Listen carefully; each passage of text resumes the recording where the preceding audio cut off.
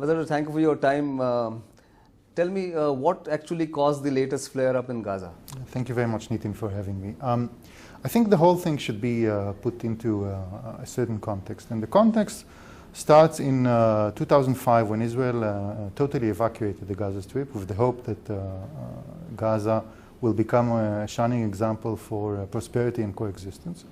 And then what we've got in return in the last, I should say, 7 years is a barrage of 12,000 rockets, which is an inconceivable number. We, as we speak, we have over 1 million people in the southern part of Israel unable to conduct their daily life, not able to go to schools, not able to go to their working places, spending the Shabbat, which is the Jewish holiday, in shelters, in which they have to, which they have to go to in a span of time of 15 seconds.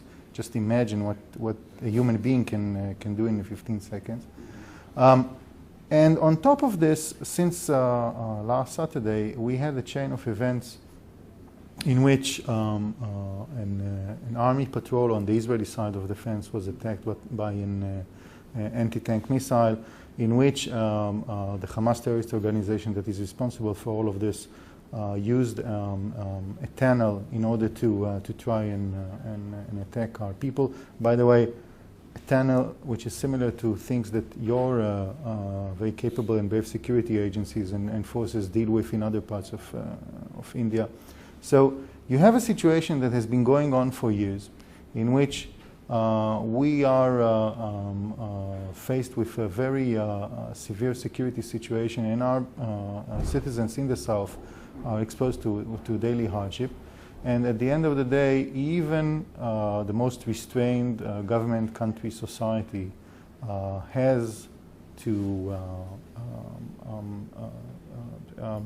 use the right of self-defense and implement the duty of the government to protect its citizens. So it was building up, as I can see from your answer, that it was building up. But the Israeli Defense Forces targeted the Hamas military chief the other day, and that's where actually the trigger point came in, is what everybody is now saying. How true is that? Well, once again, I mean, if you look at the figures of the rocket launchers and the mortar shells that were shot at the southern part of Israel, since Saturday until the beginning of the Israeli operation Pillar of Defense, we had 120 rockets, which is a very substantial number.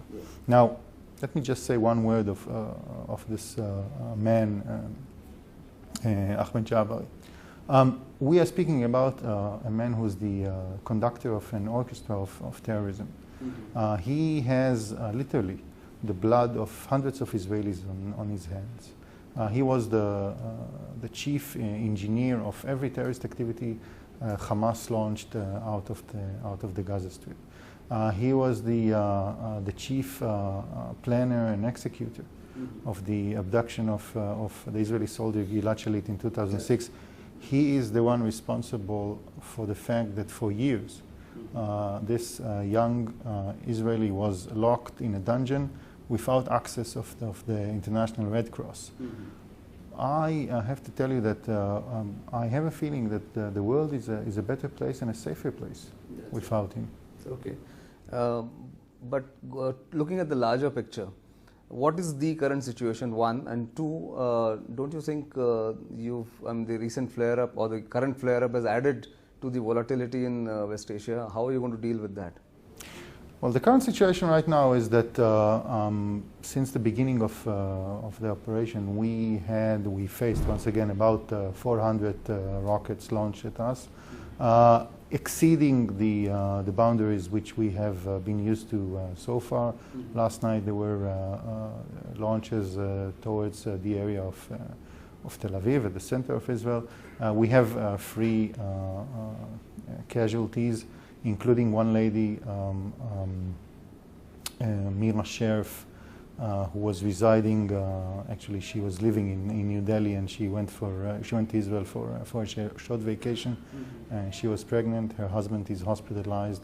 One of her kids is still hospitalized. We have about I should say 55 wounded people. Aerial strikes are still going on. The visit of the Egyptian Prime Minister is still going in the Gaza Strip, is still going on. And I should say that during the visit of the Egyptian Prime Minister, Hamas and other terrorist organizations have launched 21 missiles towards Israel, which is another thing. Right. Now, this is a very focused and surgical operation. We have the aim of restoring normal life for the citizens of Israel in the southern part of us. And we have to take care of Hamas infrastructure in the Gaza Strip. I think these are two elements that are indispensable for us to function as a normal society, as a normal state. And I think that at the end of the day, we will achieve this. Do you think there's already international mediation efforts have started? I mean, the Egyptians have said that they want to try and reconcile the two sides, or at least stop the operations. Where does those kind of efforts really stand? Well, let me raise a couple of points on this regards. First of all, I have to say that looking at the international response when it comes to our operation, I think one has to admit that the reactions are more than quite positive. If you take, for example, the closed session that took place in the UN Security Council just about 48 hours ago, you can see statements, very positive statements from all kinds of countries speaking about the ultimate responsibility of Hamas. Hamas as an internationally recognized terrorist organization, the most important recognition of Israel's right for self-defense. Now, these things take time. You don't have one, unfortunately, does not have a quick fix. They are not. You don't have silver bullets, but I think time will take its course. Let me add one point regarding Egypt. Egypt is a strategic partner of Israel. And the peace treaty between Egypt and Israel is, I believe, a strategic asset for both sides. It is also a strategic asset for and a stimulator when it comes to regional stability.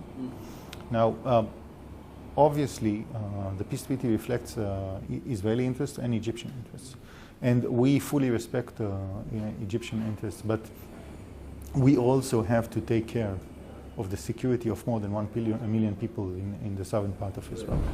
So we are going to reconcile these two. Are there other nations, other forces behind Hamas to actually flare up the situation? And if you can identify them? Sure.